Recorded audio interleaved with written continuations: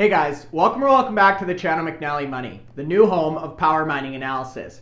What a start to the week we're having in the Bitcoin space. As of the time of filming, Bitcoin is flirting with $71,000 US. Not to mention the Bitcoin mining stocks have finally started to be more correlated with the underlying asset. Many of the companies are up double digits already. We're only halfway through Monday's session, making this video even more relevant.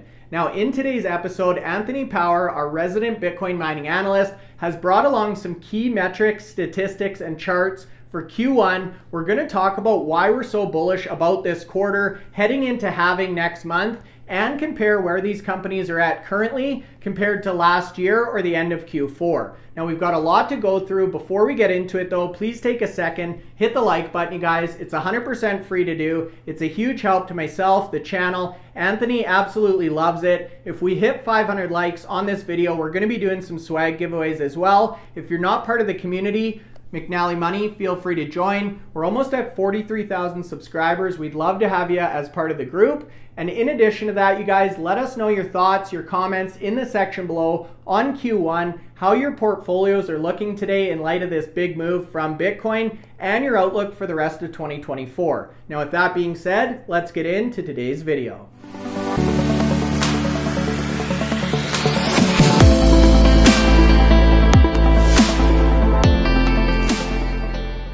Okay guys, so that's right. Today's video, very timely and relevant content for you as the price of Bitcoin and obviously the Bitcoin mining companies continues to rally. Anthony Power and I are going to be breaking down some of our projected numbers for Q1 and why we're so excited about this quarter. Anthony, thanks so much for being here with us today. Great to be here, Bryce. It definitely is. What an awesome start to the week. We're finally seeing some strength in Bitcoin. As I mentioned in the intro, flirting with $71,000 US right now, you guys. So very close to those all-time highs, exceeding all-time highs going into halving, as we talked about in prior videos. And finally, Anthony, the Bitcoin mining companies are actually following suit. I was expecting Bitcoin miners to be down today with the luck we've had lately. What a start to the week. How are you feeling?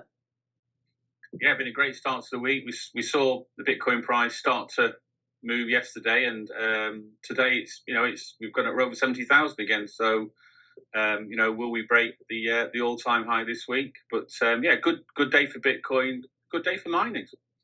It most definitely is. Now, why I wanted to put this video together, Anthony, is we're going to start to see Q1 numbers here in the next few months. Obviously, we don't have finalized results. The month still has about a week to go. But there's a number of factors in Q1 here that I think a lot of people are really overlooking, especially people who aren't overly familiar or intimate with the Bitcoin mining space.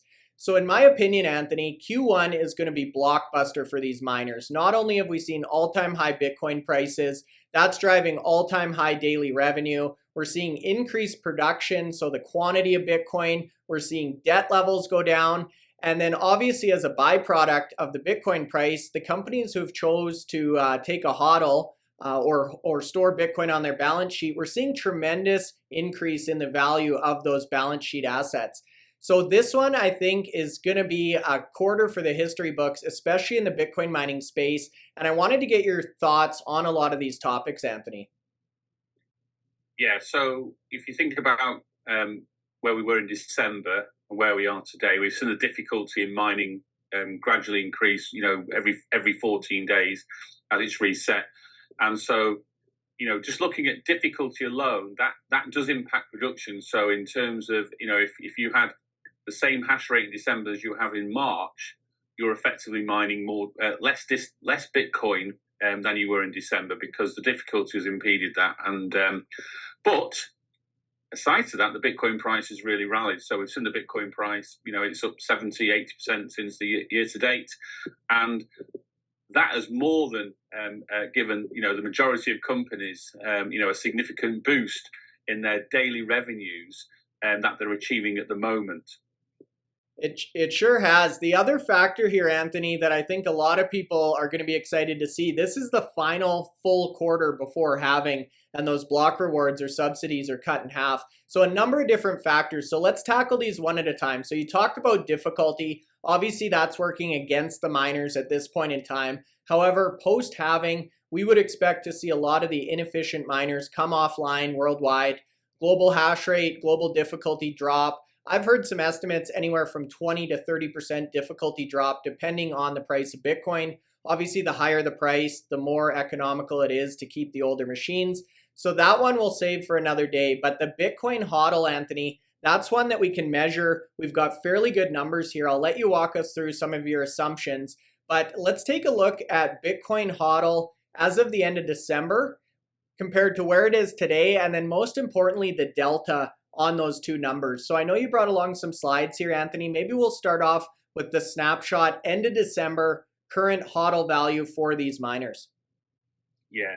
So we look at the miners that we cover on a weekly basis, and 9 of those sort of 14, 15 miners are having some sort of a HODL there, ranging from the likes of SATO Technology, who in December had 40 Bitcoin in their treasury, all the way up to Marathon Digital, who had over 15,000 as of December. And remember, in December, Bitcoin rewards were boosted by the additional transaction fees, and most of the companies in December were achieving sort of like upwards of 20% in addition to their normal Bitcoin rewards. So December was a really, really good month. And if I remember rightly, Marathon mined in excess of 1,850 Bitcoin that month. So it was a fantastic month. We've seen that number pull back in January and February, and we're also seeing where their March figure is potentially landing.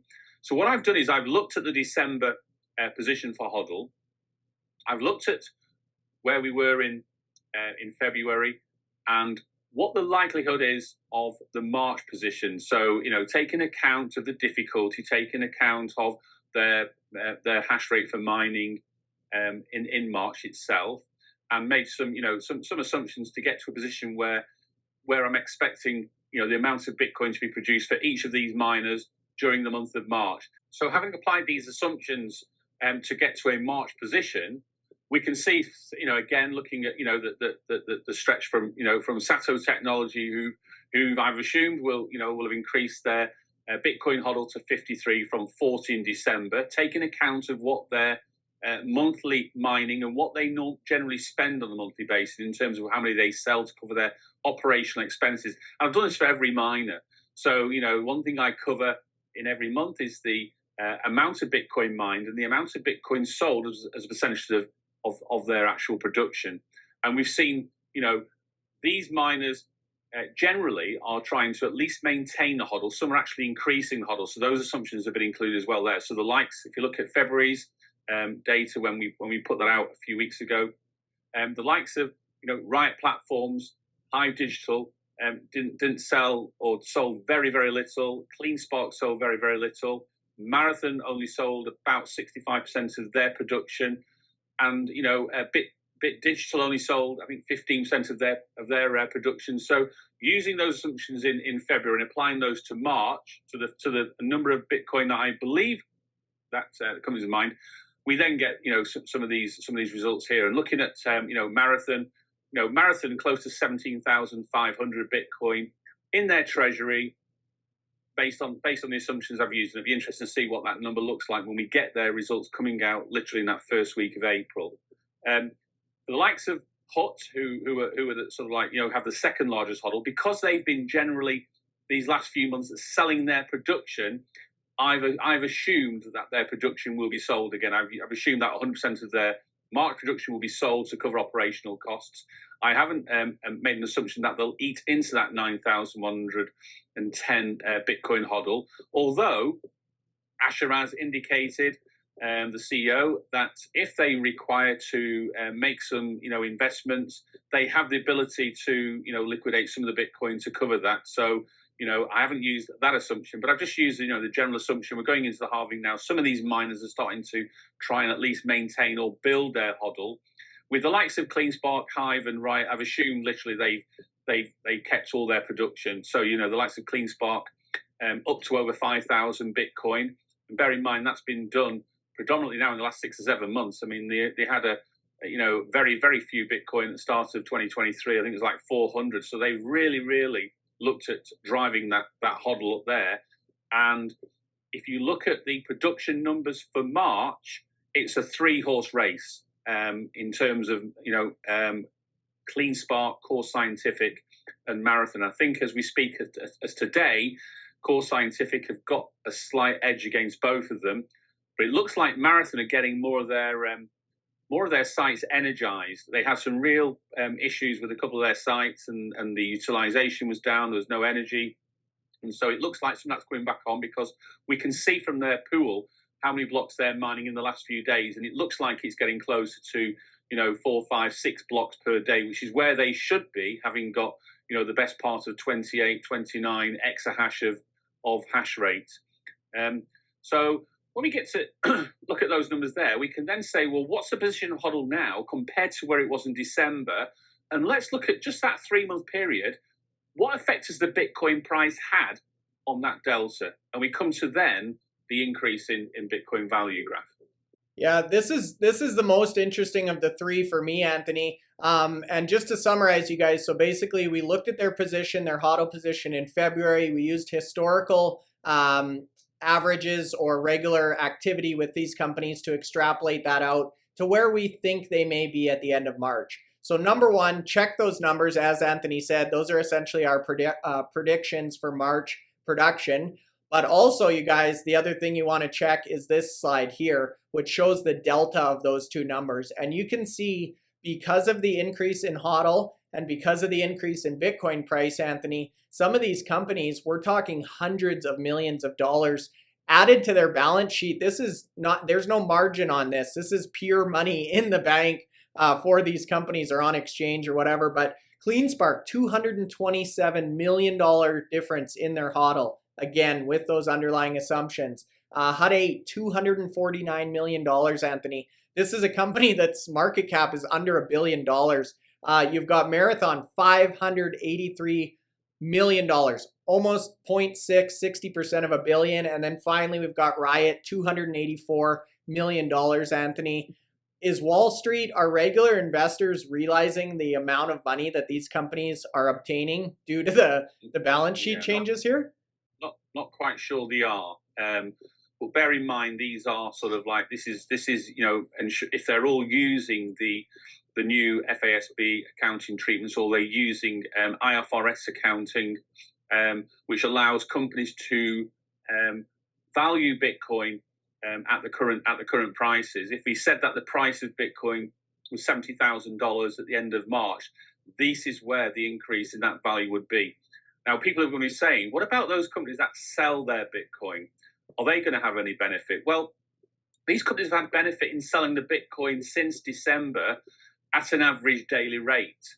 So if we look at February, it was obvious. The miners who held their Bitcoin, the Bitcoin price for February finished at about $61,000.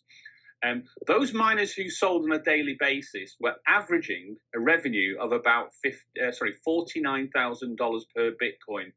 So if you'd have chose to hodl your Bitcoin throughout the month of February, not sell anything, you were getting that extra benefit of about $12,000 per Bitcoin by hodling, rather than selling on a daily basis. But remember, it's great when the Bitcoin price is rising. Not so great when it's coming down. And most of these companies who had hodls, at the end of 2021, when the last time the Bitcoin price reached 69,000, came in for a real shock in 2022, when we saw the Bitcoin price gradually decrease till it reached 15,500 back in December 2022. So there's it's great when the Bitcoin price is high. When the Bitcoin price changes that way around, it falls back then to the companies that have been selling on an average basis.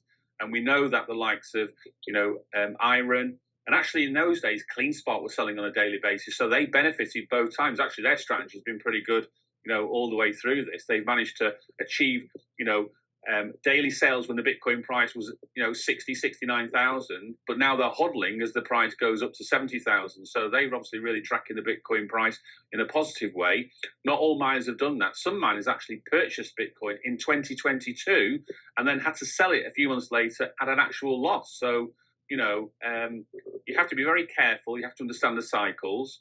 But this Delta chart highlights, the paper increase in value, not a cash increase, but the paper increase in value of the Bitcoin on the balance sheet. So it gives them a stronger balance sheet position, and also that increase there at the end of the quarter. That gets put into the income statement as a transaction through the income statement, so that actually goes into their profit line as well. So as you alluded to earlier, this is a benefit for these companies. But as I say, when the Bitcoin price rises, these are the companies that wins, and when it goes the other way, it's then you then wish you'd sold some Bitcoin at the highest amount to benefit from that. But it's a good chart to show what can happen in a short space of time. And where do we see the Bitcoin price? Maybe by the end of June, by the end of December this year, and people are still saying the bull run is 2025, and we're not even in 2025 yet. So there's optimism that those companies that have hodled here, like the micro strategies, who've amassed significantly more Bitcoin, but you can see the impact that Bitcoin has had to their share price. And MicroStrategy at the moment, had a market capitalization last week, close to 30 billion. For a company that had a market capitalization 4 years ago of about 500 million, it's done really, really well. And actually, you could say the market are really looking at that there, because the value of their Bitcoin on the balance sheet is probably about 15 billion, maybe slightly more with today's increase. But they're getting a premium valuation based on that significant amount of Bitcoin. They hold 1% of all the Bitcoin that's ever been mined. That's an amazing feat to have. And obviously that's been priced in. And you asked before, are the markets pricing in some of these hodls? And it's difficult to say at the moment, because the mining stocks since the year to date haven't sort of like increased, with the exception of CleanSpark, haven't increased in line with the price of Bitcoin. Yeah, and Anthony, listening to you talk about that, I just don't think the regular investors out there understand or understood how big these FASB accounting rules really were to this sector. And the combination or pairing of that with the ETF approvals is just something we've never seen before, really bringing us to these all-time highs prior to halving. Now, that's a perfect segue to our next section here, which talks about the daily revenue. So these companies are benefiting in a number of ways, at least the ones that are hodling. Their balance sheet of digital assets is going up, but they're also making more and more money on a daily basis. And as we heard from Ben from Bitfarms there last week, there's never been stronger underlying core metrics for this sector ever, and especially in terms of revenue per day, as literally Bitcoin is hitting an all-time high as we're speaking here, Anthony. So the next chart, you lay out the HODL that we discussed up top, and then you get into revenue on a daily basis using those same type of assumptions to project out or extrapolate the daily Bitcoin in March here. So why don't you talk to us about some of those numbers as well? Okay, so this table really is just giving you an understanding of what the revenues that the mining company is running in December on a daily basis. So if you look at the, for Bit Digital, they were earning revenues of about $231,000 dollars per day. And if you go to the other end of the scale, you've got Marathon Digital, who were earning in December with that massive production that they achieved, they were earning $2.5 million per day. And that got them close to sort of like 85 million for the month. And then when you go down and look at what they could be earning for March, based on a 70,000 price Bitcoin, which we saw that achieved today, you can see that from a Bit Digital point of view, their daily revenues will be close to 300,000 per day. So that's an increase of 67,000 for every day mined in March than they were earning in December. And that gives them even though the production of Bitcoin is down, the revenues are up. So that's giving them good margins based on how much it costs to mine a Bitcoin. And as you go through there, you look at CleanSpark. They were, their hash rate has significantly increased in December. So they were at 10 exahash in December. Now they're at, I think the last update I heard, they're getting close to it, energizing to get to 17 exahash, but they definitely had 16 exahash at the end of February. And so I've used that figure.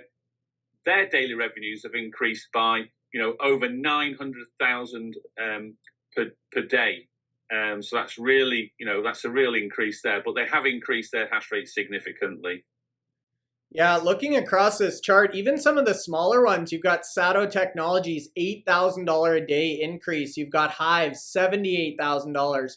DMG, $16,000 per day, you guys. These are small companies. Of course, yeah, CleanSpark, nearly $1 million a day delta since Q4. But it's really across the board. And as they say, a rising tide lifts all ships here. Now, the one number we're going to get called out for, Anthony, Marathon. So you cited extremely strong production in December. So yes, the Bitcoin price has appreciated a lot, but in their situation, because production has dropped so dramatically, less than half of where it was in December, you're showing a negative quarter over quarter for them in terms of daily revenue. Correct, Anthony?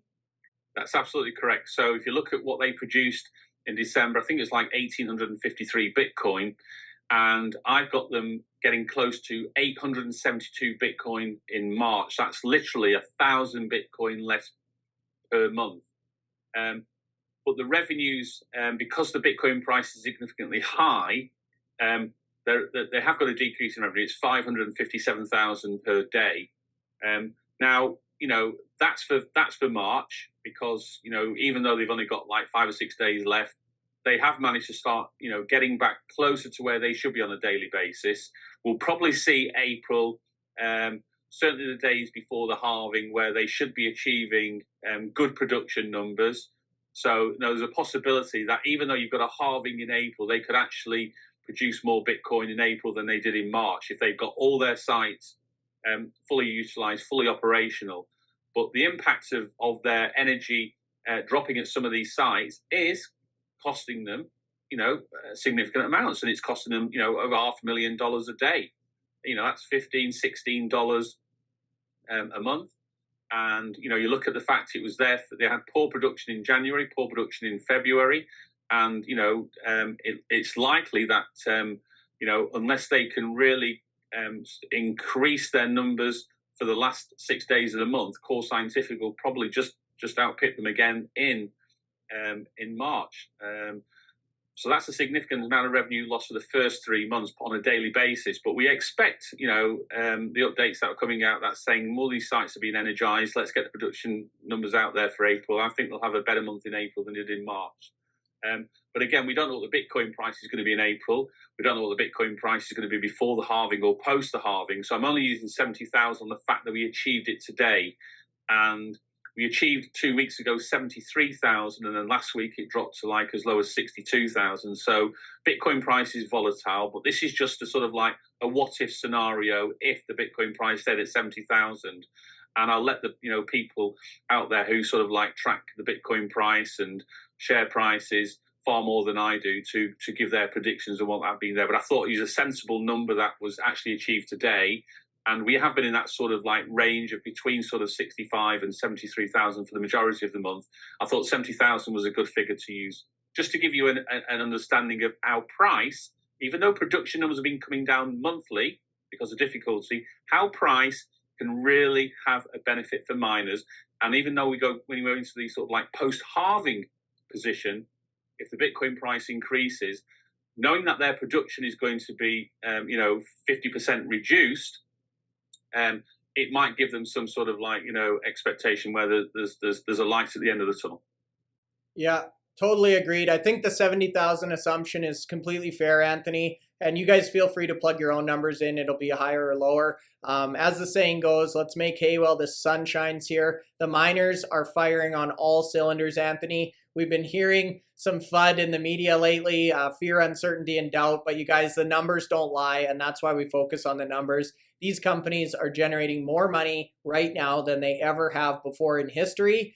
And this is the last full quarter before the halving to really see that benefit. So my prediction, Anthony, not financial advice, is we're going to see a lot of upside surprises in Q1, a lot of strong quarter over quarter beats and comparables, and we're going to get a lot of attention in this market. So you guys, hopefully you've held strong. You've made it through some of the fear, uncertainty, doubt cycles, and your account is showing it now today.